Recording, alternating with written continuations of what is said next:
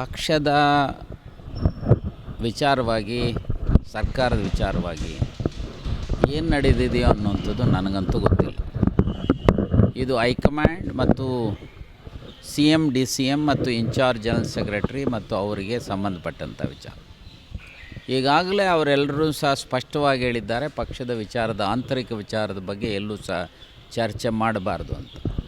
ಹಾಗಾಗಿ ನಾನು ಯಾವುದೇ ವಿಚಾರವನ್ನು ಇದರ ಬಗ್ಗೆ ನಾನು ಪ್ರಸ್ತಾಪ ಮಾಡಲಿಕ್ಕೆ ಹೋಗೋದಿಲ್ಲ.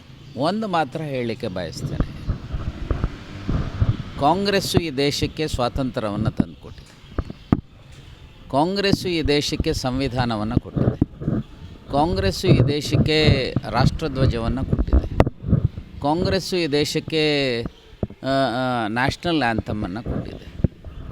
ಸೊ ಹೀಗೆ ಕಾಂಗ್ರೆಸ್ಸು ಈ ದೇಶಕ್ಕೆ ಒಂದು ರೀತಿ ಜಾತ್ಯತೀತ ವ್ಯವಸ್ಥೆ ಕೊಟ್ಟಿದೆ, ಪ್ರಜಾಪ್ರಭುತ್ವವನ್ನು ಕೊಟ್ಟಿದೆ. ಸೊ ಇದನ್ನು ಕೊಡಬೇಕಾದ್ರೆ ಕಾಂಗ್ರೆಸ್ಸಿನ ಮೂಲಕ ಕೋಟ್ಯಾಂತರ ಜನರ ತ್ಯಾಗ ಬಲಿದಾನಗಳಿದ್ದ. ಕಾಂಗ್ರೆಸ್ಸು ಉಳಿದಿರೋದು, ಬೆಳೀತಾ ಇರೋವಂಥದ್ದು ಕೇವಲ ಅಲ್ಲೊಬ್ಬ ಇಲ್ಲೊಬ್ಬ ನಾಯಕರುಗಳ ಕಾರಣದಿಂದ. ಕೋಟ್ಯಾಂತರ ಜನರ ಪರಿಶ್ರಮದ ಹಿನ್ನೆಲೆಯಲ್ಲಿ ಈ ಪಕ್ಷ ಉಳಿದಿರ್ತಕ್ಕಂಥದ್ದು, ಬೆಳೆದಿರ್ತಕ್ಕಂಥದ್ದು, ಸಾಧನೆಗಳನ್ನು ಮಾಡಿರ್ತಕ್ಕಂಥದ್ದು. ಇದರ ಭಾವನೆಗಳನ್ನು ಅರ್ಥ ಮಾಡಿಕೊಂಡು ಸೊ ಪಕ್ಷವನ್ನು ಉಳಿಸಿ ಬೆಳೆಸ್ತಕ್ಕಂಥ ದಿಕ್ಕಿನಲ್ಲಿ ಪ್ರತಿಯೊಬ್ಬ ನಾಯಕರ ಪ್ರಯತ್ನ ಸಾಗಬೇಕೇ ಹೊರತು ಪಕ್ಷಕ್ಕೆ ಡ್ಯಾಮೇಜ್ ಆಗುವಂಥ ರೀತಿಯಲ್ಲಿ ಯಾರ ಮಾತುಗಳು ಇರಬಾರದು.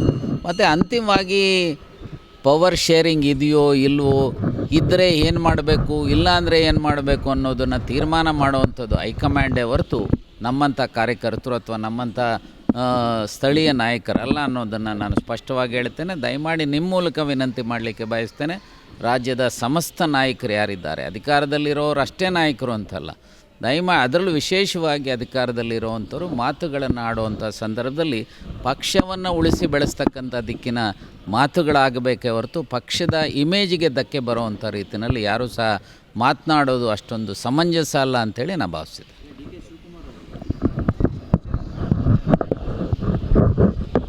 ನನಗೇನು ಗೊತ್ತಿಲ್ಲ.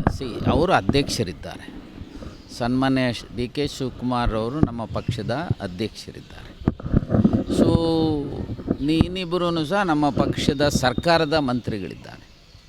ಅವರುಗಳಿಗೆ ಗೊತ್ತು ಯಾವ್ಯಾವ ಸಂದರ್ಭದಲ್ಲಿ ಯಾವ್ಯಾವ ರೀತಿ ನಡ್ಕೋಬೇಕು ಅನ್ನುವಂಥದ್ದು. ಆದರೆ ಅವರ ನಡವಳಿಕೆಗಳು, ಅವರ ಮಾತುಗಳಿದೆಯಲ್ಲ, ಅದು ಪಕ್ಷದ ಬೆಳವಣಿಗೆಗೆ ಪೂರಕವಾಗಬೇಕು ಅನ್ನೋದರ ವಿಚಾರ ಅವ್ರಿಗೆ ಗೊತ್ತಿರತಕ್ಕಂಥದ್ದು. ಹಾಗಾಗಿ ಅಧ್ಯಕ್ಷರು ಏನು ಮಾಡಿದ್ದಾರೆ ಅನ್ನುವಂಥದ್ದು ನನಗಂತೂ ಗೊತ್ತಿಲ್ಲ. ನಾನು ಇಷ್ಟೇ ಹೇಳ್ತೇನೆ, ಪಾಪ ಸೊ ಇವತ್ತು ನಾವು ಮೊನ್ನೆ ಅಧಿಕಾರಕ್ಕೆ ಬರಬೇಕಾದ್ರೆ ಅವರು ಅಧ್ಯಕ್ಷರಾಗಿ ಮತ್ತು ಸಿದ್ದರಾಮಯ್ಯನವರು ವಿರೋಧ ಪಕ್ಷದ ನಾಯಕರಾಗಿ, ಹಾಗೆ ಅನೇಕ ಜನ ನಾಯಕರ ಮತ್ತು ಕಾರ್ಯಕರ್ತರ ಪರಿಶ್ರಮದ ಹಿನ್ನೆಲೆಯಲ್ಲಿ 136 ಸೀಟುಗಳನ್ನು ಗೆದ್ದಿದ್ದೇವೆ.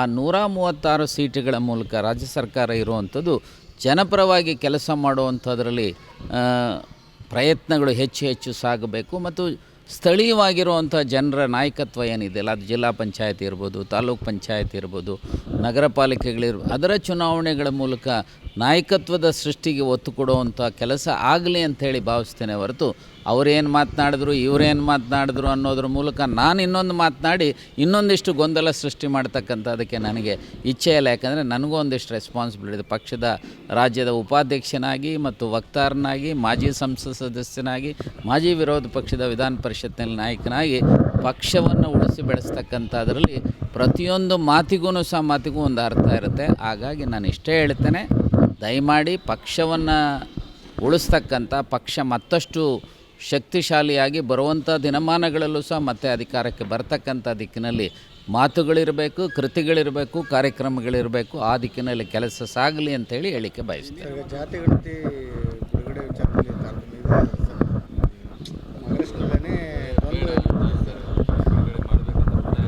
ನಾನು ನಿಮಗೆ ಇಷ್ಟೇ ಹೇಳ್ತೇನೆ, ಜಾತಿ ಗಣತಿ ಇದು ನಮ್ಮ ಪಕ್ಷದ ರಾಷ್ಟ್ರೀಯ ನಿಲುವು.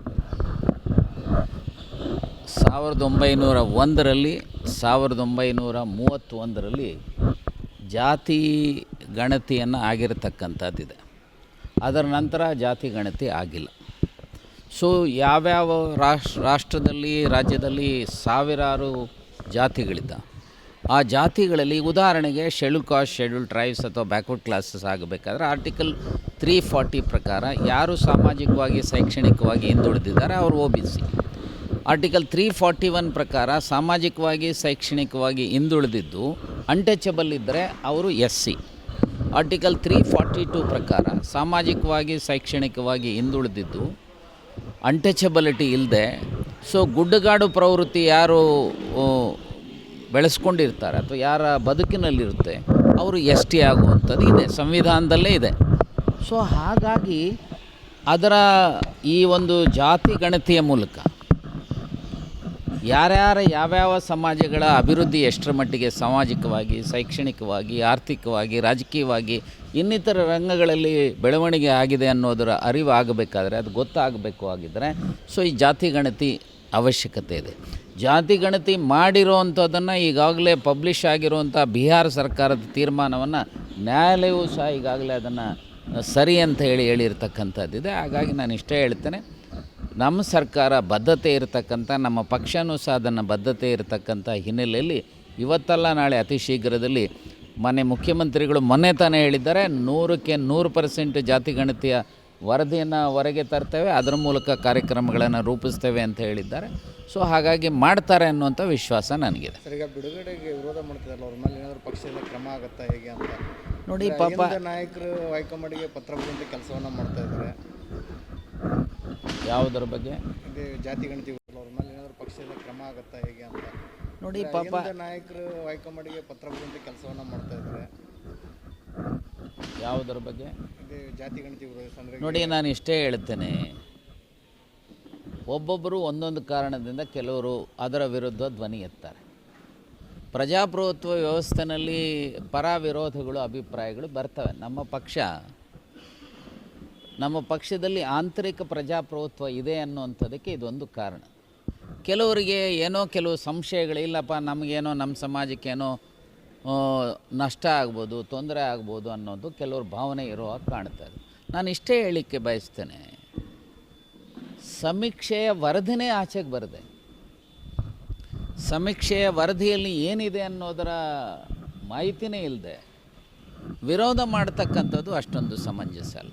ವರದಿ ಬಂದಾದ ಮೇಲೆ ಅದು ವೈಜ್ಞಾನಿಕವಾಗಿಲ್ಲದ ಇದ್ದರೆ, ಅದು ಕಾನೂನು ಬಾಹಿರವಾಗಿದ್ದರೆ ಆವಾಗ ವಿರೋಧ ಮಾಡುವಂಥದ್ರಲ್ಲಿ ಅರ್ಥ ಇದೆ. ಸಮೀಕ್ಷೆನೇ ನೋಡಿದೆ, ವರದಿನೇ ನೋಡಿದೆ, ಅಧ್ಯಯನನೇ ಮಾಡಿದೆ, ವಿನಾಕಾರಣ ಏನೋ ಹಿಂಗಾಗಬಹುದೇನೋ ಅಂಥೇಳಿ ಊಹಿಸ್ಕೊಂಡು ವಿರೋಧ ಮಾಡುವಂಥದ್ದು ಯಾರಿಗೂ ಸಹ ಶೋಭೆ ತರತಕ್ಕಂಥದ್ದಲ್ಲ. ನಾನು ಇಷ್ಟೇ ಹೇಳ್ತೇನೆ, ಮಾನ್ಯ ಮುಖ್ಯಮಂತ್ರಿಗಳು ಮತ್ತು ಸರ್ಕಾರ ಮೊದಲು ಆ ವರದಿಯನ್ನು ಸದನದ ಮುಂದೆ ತರಬೇಕು, ಅದನ್ನು ಸಾರ್ವಜನಿಕರು ಅಧ್ಯಯನ ಮಾಡ್ತಕ್ಕಂಥದ್ದಕ್ಕೆ ಅವಕಾಶ ಕೊಡಬೇಕು. ಅದು ವೈಜ್ಞಾನಿಕವಾಗಿ ಸರಿ ಇದೆ ಅನ್ನುವಂಥ ಸಂದರ್ಭದಲ್ಲಿ ಅಭಿವೃದ್ಧಿಯನ್ನು ಯಾವ ಸಮಾಜಗಳು ಹಿಂದುಳಿದಿದ್ದಾವೆ, ಯಾವ ಸಮಾಜಗಳು ಶೈಕ್ಷಣಿಕವಾಗಿ, ಆರ್ಥಿಕವಾಗಿ, ರಾಜಕೀಯವಾಗಿ, ಸಾಮಾಜಿಕವಾಗಿ ಹಿಂದುಳಿದಿರ್ತಕ್ಕಂಥ ಅದಕ್ಕೆ ಯಾವ ರೀತಿಯ ಕಾರ್ಯಕ್ರಮಗಳು ರೂಪಿಸಬೇಕು ಅನ್ನೋದ್ರ ಬಗ್ಗೆ ಕಾರ್ಯಕ್ರಮಗಳನ್ನು ರೂಪಿಸಬೇಕಾಗುತ್ತೆ. ಒಂದು ವೇಳೆ ಏನಾದರೂ ಲೋಪಗಳಿದ್ದರೆ ಅದು ಸರಿಪಡಿಸ್ತಕ್ಕಂಥದಕ್ಕೂ ಸಹ ಅವಕಾಶಗಳಿರ್ತವೆ. ಹಾಗಾಗಿ ಸರ್ಕಾರ ಕೂಡಲೇ ಆ ವರದಿಯನ್ನು ಜಾರಿಗೆ ತರಬೇಕು, ಹೊರಗೆ ತರಬೇಕು. ಅದರ ಅಧ್ಯಯನ ಆದಮೇಲೆ ಯಾರಿಗೆ ಬೇಕಾದರೂ ಓಪನ್ ಇರುತ್ತೆ, ಯಾರು ಬೇಕಾದರೂ ಸರ್ಕಾರಕ್ಕೆ ಸಲಹೆ ಕೊಡ್ತಕ್ಕಂಥ ಅದಕ್ಕೆ. ಆದರೆ ಅದು ವರದಿನೇ ನೋಡ್ದೇ ವಿರೋಧ ಮಾಡುವಂಥದ್ದು ಯಾರಿಗೂ ಸಹ ಶೋಭೆ ತರ್ತಕ್ಕಂಥದ್ದಲ್ಲ ಅಂತೇಳಿ ಹೇಳಿಕೆ ಬಯಸ್ತೀನಿ.